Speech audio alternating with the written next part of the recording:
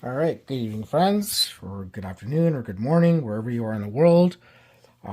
Just doing a quick unboxing. I received a package today. Really excited and looking forward to this. It's just a bunch of locks as I continue my journey through the LPU belt system. I've already received a whole bunch of locks from this individual and having a lot of fun with him. And I decided to get a couple more blues and some purples. And I'm currently on blues. I have my green, and I figure I'm going to stay in blue for a while and build a plan, also to work towards the purples while I'm working on these blues too. And I'll go through my choice of locks. Really, where I wanted to focus on for the next few to several months or few to several years for that matter, I don't know how quickly I'm going to learn, is I want to get introduced to different types of locks and how they are keyed and pinned, how they work, their mechanisms. So I want to break into dimple picking, sliders, disc detainers, and there's some locks at the blue level, and there's certainly even more locks at the purple level, which fit all this criteria. So I think this is just a great opportunity, just to get a better understanding, along those lines, but also look at the more complicated and challenging tumbler locks as well. I do have a couple of blue level tumbler locks that I purchased from this person a while ago. I have a couple of Yales, and these are just gorgeous locks that I've been learning a lot about. One has Gege pins, and the other one has really crazy spools. One's a 5-pin, one's a 6-pin, and these are certainly a challenge, with some really aggressive paracentric keyways. Like, look how aggressive that keyway is. But I think I can reach a lot of those pins from below, and I've been trying with different picks, and I had to order some new picks that are a little bit thinner because I've been working with 25 thousandths and 30 thousandths picks up until this point. Actually, that's not true because I did get some 20 thousandths monkey paws to pick some green locks, and but I think those 20 thousandths monkey paws are also like a huge challenge for these as well. I can't access all the pins through these keyways, so I'm just learning and experimenting. I did make an order, and I got some 15 thousandths picks from Sparrows, and including a European hook. They're all hooks, like these are my 20 thousandths monkey paws, and now I have some 15 thousandths picks. So that's just like a throwaway pick from an older kit, which is 25 thousandths, but I have some. And also, this guy isn't a hook, but I bought 3 15 thousandths hooks that are deep reach. They actually just came in the mail recently as well, and hopefully they'll help me navigate the warding a little bit better and get into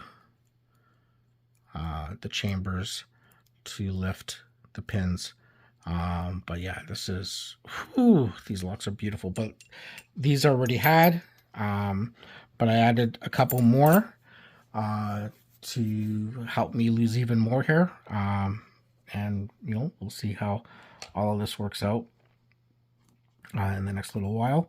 But let's just go through the unboxing today. And actually, these 2 Yales and all these locks came from the same person, and that's Lockpick the Fisherman. So thank you so much, LPF, for being a friend and being available and having a beautiful collection to make available to others to purchase off of you. I really appreciate it. The other good thing is that, we're in the same country, and I need to save my money because I've been buying some stuff across the border, and even like USA to Canada. It's super bloody expensive. The shipping charges are super expensive. Getting dinged for the customs and duties and taxes, whenever I get dinged, gets super expensive. I bought a set of used Petersons from the internet for $50 US, which I thought was an amazing deal. Like, this set is worth like $200 Canadian, maybe $130 US new. And I got it for 50 US. I thought I was getting an amazing deal. The shipping though ended up being $30. Originally it was like $10, and then it went to $30 US. So now that's at $80 US. And then customs, they wanted a piece of their action for this, and the mistake was made. You know, the person who sent me the stuff, he insured it for $200 US. So I had to pay taxes and duties and customs fees, another $30 US on top of that. So that's $110 US. Ended up being about 140, 145, $150 Canadian.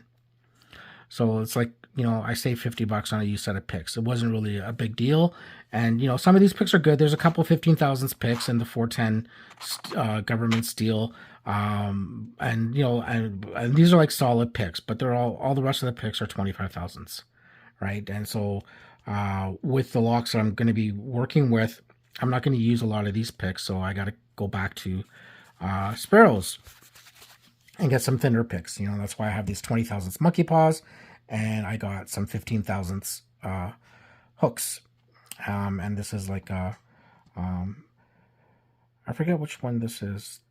I thought this was like the high reach, but it looks like a half diamond, like a hybrid. Oh, this is the hybrid offset. That's what this is.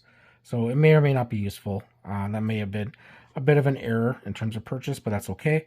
But these steep hooks and high reach hooks, I'll probably like need to navigate some of these paracentric keyways and tighter keyways as well. I got the monkey paws, which are really, really helpful with my green belts to really get a feel for the pins, but I don't think even these are going to be able to navigate a lot of these keyways. Okay, let's just get to the unboxing. I already spent like 10 minutes rambling. So in terms of blues, I got a couple of DOMs. One of the DOMs I got is a tumbler, and it's a 6-pin tumbler, and there's some magic drivers in this particular one, and there's a couple of other elements, and I don't know if they're for key control or if they're for, you know, or if they're like active pins that I got to take care of and navigate. I don't know. We'll get there. It's got like a really nasty key. Actually, that kiwi looks pretty good. Let me see if my monkey paw. Oh, spoke too soon. Yeah, there's some warding there, and yeah, the monkey paw is not going to get its way around that. Can't hit the chambers from below. Ooh, that's going to be so nasty. Let's see if this Euro in 15,000ths is going to be any better. So this is going to be a huge learning process and experience for me, just being able to figure out how to navigate this keyway or access the pins through the chambers from the bottom of the keyway. And I'm not getting anything right now. So that's going to be like lots of fun ahead of me. Looking forward to that. We'll see how it works out. Hopefully I won't break a lot of pins, but that's going to be kind of exciting. The next blue lock is another DOM, and this is, by the way, this DOM is the DOM Sigma, for those that wanted the name. So there's 6 active pins, DOM magic drivers, and 5 passive pins. That's right. This DOM is called the DOM IX5 KG. And in the description it said there was no key, but I guess LPF managed to find a key. So that's good. Really, really good. Thank you so much. This is going to be exciting. So this is a dimple lock. And this is going to be a completely new experience for me to learn and navigate as well. And I probably won't be touching this for quite some time, but this will be preparing me for one of the purple belts that we'll get to a little bit later. This particular dimple has sidebars. I think no sidebars. It's just a straight 5 dimple pin lock. I don't know if there's like, I don't think there's any other active features that I have to worry about. Just looks like there's 5 pins to pick, and I can't really tell which 5 based on the key, because, you know, 3 I can see right away, and maybe that guy. I have no idea what that guy is with the little bearing, if that's for key control or for something else. But then there's like a couple of other dots,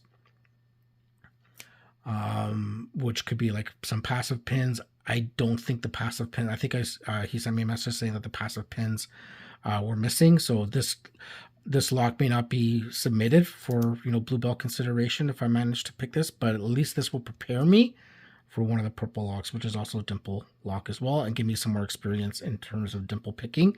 And I might have to make some of my own tools too, because I saw how much flag picks are, and they're super, super expensive. I think I got like a Chinese folding dimple pick tool, which is probably not going to be good. It might be too crappy or too thick or whatever, but we'll figure that out when we get to it. But this is going to be so exciting, and I'm going to look forward to a lot of frustration with this lock eventually. But I gotta take care of my pin tumblers first.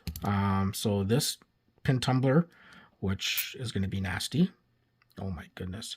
And then the other two Yales that I have, and there's even a couple of other blues that I have. Before we get to the purples, I do have some disc detainer locks that I'm going to pick as well. And I do have a disc detainer pick that I got from Sparrows on the Black Friday sale.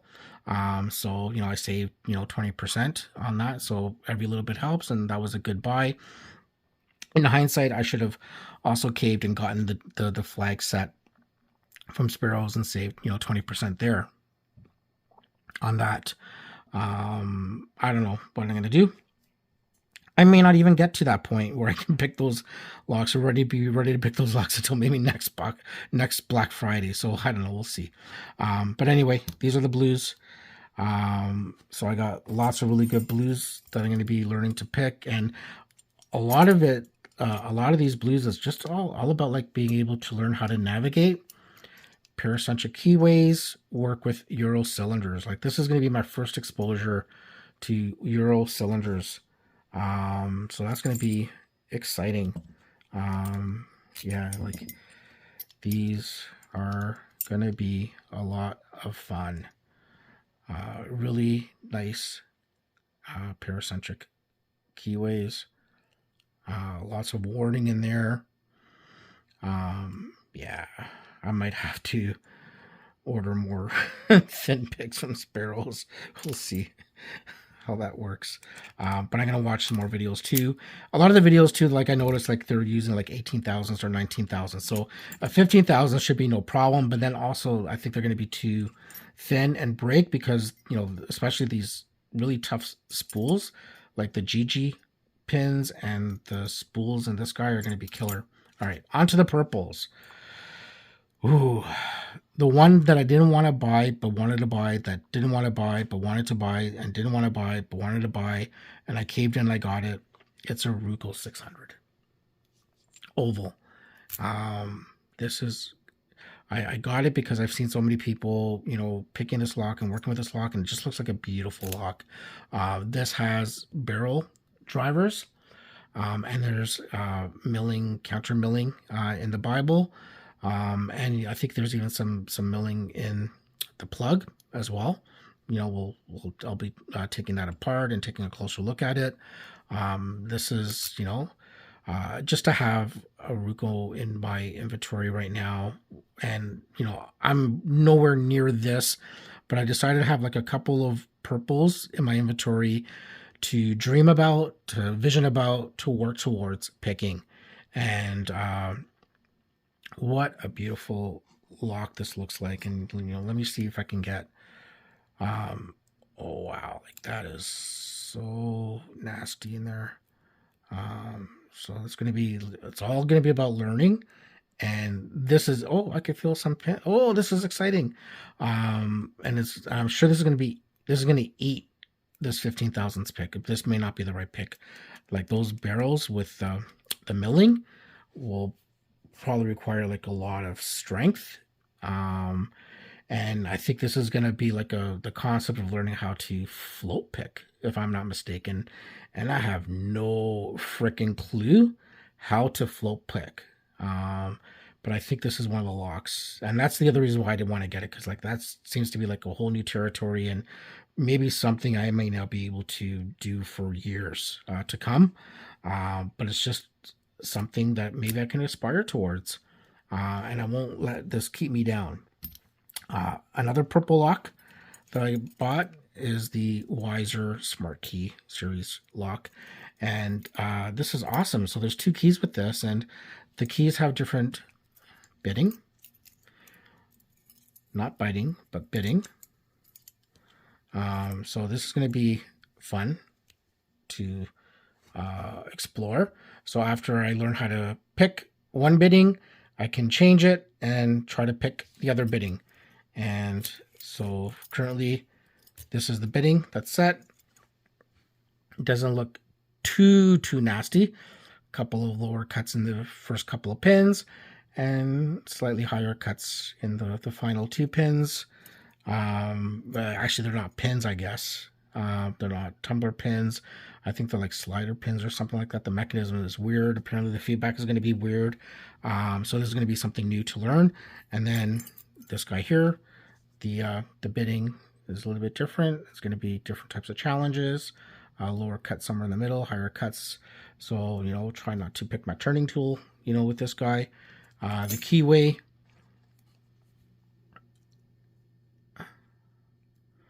doesn't look too bad. I can actually access with a little bit of angle. So that could be interesting. But I'm not going to be confident right off the get-go. So, because I've seen people try to pick this, and it's not an easy lock to pick. But this is going to give me like a lot of experience down the road. And then the last purple that I got that has like a whole bunch of different mechanisms that I'm really looking forward to for so many different reasons. This is a it's a Yale Superior, and yeah, so this is a Yale Superior. Well, looks like it's a 1-star because there's 1 star on the front. And looking at this is a dimple with sliders and a sidebar. So there's going to be like a lot of different elements to this. Definitely, you know, going to be eons down the road, but something to work towards and envision. And it's going to, I think there's 9 pins to pick in this, 4 sliders. And then I asked for the thumb turn to be included because I also want to learn how to take this apart and break it down as well. So unfortunately, this lock doesn't have keys on both ends. It's the inside facing component is a thumb turn, no key necessary. But then these, you know, learning how to take these guys out or break them or cut them out. I've seen someone use a Dremel tool and actually cut them to take them out. I'm hoping it'll be a lot easier than that, or a different kind of tool I can use. But once I take those out and remove these screws, this should come apart, and then I'll have a half euro here, and then the cam can come apart, and then there's like a retainer clip there, and it looks like there's a retainer clip or something here, or maybe not. I'm not sure. I don't see any pieces of metal in there, so that looks okay. Yeah, so yeah, we'll see how all of this works out. Yeah, exciting. But I'm not going to touch it anytime soon. Like, look at the nastiness behind this. Maybe it might be a good idea to get the flags next Black Friday sale. I might be a year away from that. Yeah, definitely won't be my purple submission, that's for sure. Not right away, at least. But I've seen some videos on people picking this, and apparently the 9 pins aren't that bad. Sometimes it's a game of whack-a-mole, like, you know, when you set some pins and another pin may drop. And a couple of occasions, and the sliders aren't as difficult either. There's 4 sliders, I think I said, in this guy. And this includes the thumb turn to drive the cam. So yeah, and we'll see how all of this works. So that's my unboxing. These are the locks that I got. I blew my budget anyway. I think I even blew my budget for 2024. Like some of these locks, and some of the other things that I bought too that I got from the US and then shipped to Canada and paid, got killed in exchange rate, customs, duties, taxes, shipping costs. It was such a nightmare. So I'm going to minimize buying stuff from the US, at least for 2024, and just try to source some people within Canada, within Ontario, where I live. But yeah, so those are my tools. My next video is I'm going to put handles on these 15,000s and 20,000s picks that I got from Sparrows. I'm actually going to talk about these picks. Like I said, the monkey paws helped me get through the green locks. Great little picks. I highly recommend them. But I also recommend getting handles. What I've been doing is I've been using these rubber handles that I got from a Danube pick set that I bought like 3 years ago. It's one of those Chinese pick sets. It's a good quality pick set. Actually, I've been using that pick set for 3 years. Haven't broken a pick. I even tried some of the other Chinese picks and I've broken them. But the Danube, it's like 25 to 30 thousandths of an inch thickness. But they have these little red rubbery handles that actually fit well in my tuxedo case. So I can fit all these picks could fit in there, but I'm going to change my strategy and I'm going to put handles, real handles on these picks. And I bought different types of materials to play with and experiment in terms of handles. But I think, and I'm going to do like a whole video on that. So I'm going to put handles on these basic, cheap. I'm not an arts and crafts person, but I think putting a handle on them will make it feel better. At least, I really did like the feel of these Peterson picks. I didn't really have an opportunity to play with these. I picked some more green locks with the Peterson picks, but the 25,000th picks in there, I can't really use them too much. None of these locks yet, I don't think I can access the chamber from the bottom of the keyway, even with the steep hooks. So I've been using this 15,000th picks to pick some of the green locks just to get a feel. And I think it feels better with the handle. There's more substance. It's easier to grip, to have, rest the pick and have some grip and some control as well. So I'm going to put some handles, and they're just going to either be cheap acrylic handles or popsicle sticks or something, just to give some more grip and feel for these picks. And I don't want to do anything expensive anyway, because I have a feeling I'm going to be breaking picks and buying replacement picks, especially with some of the nastiness in the pins and the driver pins with some of these locks, right? The Kwikset may not be as nasty, but this Ruko, I won't touch the Ruko anytime soon. I know that's going to be a pick eater there, but even some of these Yales with the Gege drivers and the retarded serious spools are going to be killer.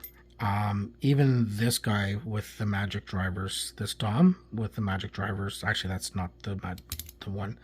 No, that is the one. Yeah, so this Dom with the magic drivers apparently will be a lot of fun, a lot of high set cuts.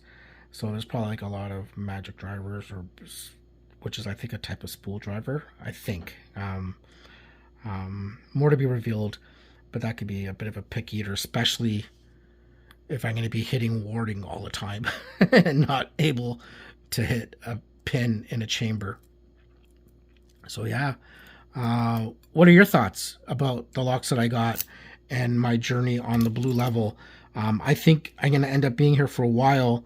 I look at this and, I got 4 great blue level locks here to pick. That's going to teach me a lot, looking forward to that. And there's even a couple of other ones. Like I said, I have a Kryptonite dimple block that I'm going to learn about disc detainers with as well, as a cheap Chinese disc detainer lock. Just like a garbage one, just to get started, for just to learn more about the mechanisms, if anything, because I don't think I'd be able to pick that Kryptonite right off the get-go. That might take some time and some practice.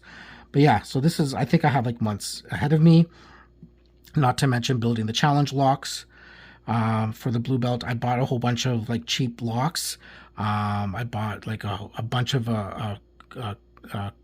American 1100s. They're A1105s that were used in a construction project. So they're used, and I got them for a really good deal. And then I also bought a whole bunch of Slage Kick locks for a really, really good price on eBay, but got killed on shipping and customs and taxes and exchange and all that other shit. But the locks were cheap, you know. So I'm going to use either an American or a Slage Commercial C lock, which is a 6-pin for my the first challenge lock that I'm going to build too. So I got like a whole bunch of videos to make, and I'm going to document my journey through these locks and my frustrations and aggravation, and just looking forward. And I'm also looking forward to learning from all of you as I start picking some of these locks, you know. And yeah, your feedback, your comments, suggestions, advice, more than welcome, and more to be revealed. And I'll actually show some of my older picks too in other videos too. So just to like, you know, go back in history, bring everyone to the current where I am now. And then really I want to focus my videos on this journey moving forward, my picking journey moving forward. This is an S1100, which is nasty too. Like the core moves and wobbles a lot. It's hard to get feedback. It's a dead core. This is a lot of fun. This has been giving me a lot of fun, and I'm not consistent with this lock. And this is like my first lock of a challenging keyway. I think it's a master lock keyway.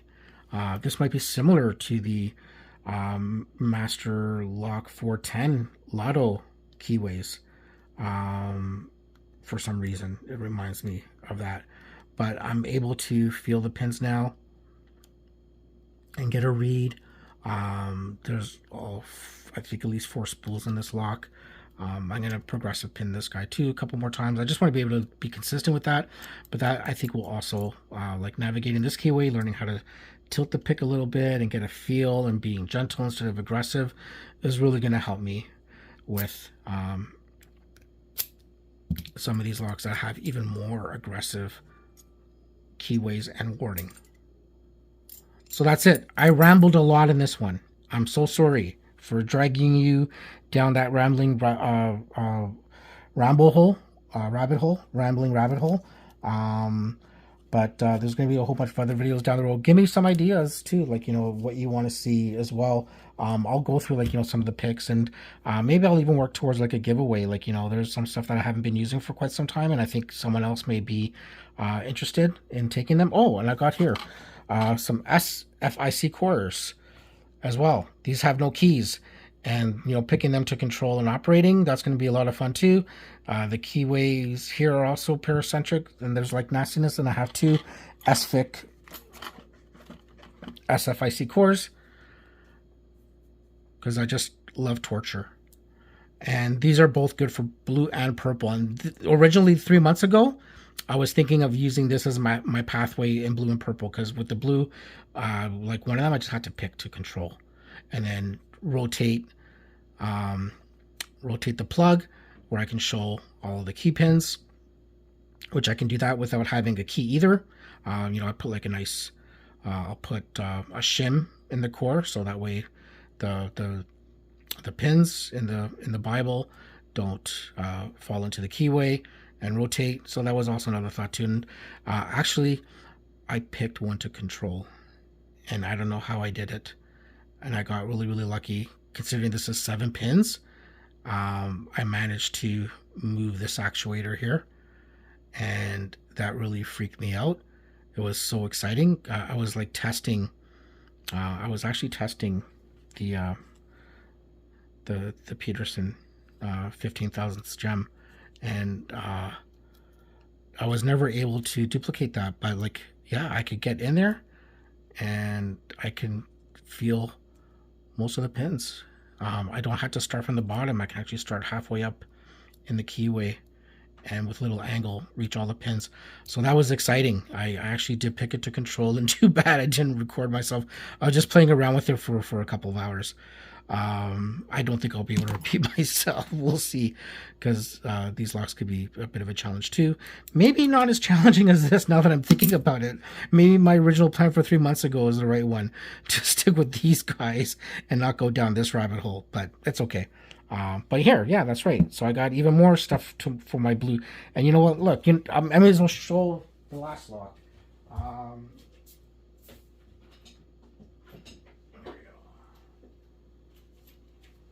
Here we go. So this is the disc detainer right here that I'm going to pick. It's one of these Kryptonite massive disc detainer locks. So I got lots of blue locks ahead of me. Really, really looking forward to it. It's going to be a lot of fun. Throw me a like if you like this video. Subscribe, even though I'm not like after like, you know, the number of viewers. But, you know, please feel free to comment. You know, you're helping me learn, and, you know, this is part of the community I want to be a part of and contribute to as well. So thank you so much for your time. Thank you for joining me on the last 30 minutes, and I'll try to be a bit more mindful in future videos and get more to the point. Okay, thank you so much. Peace out.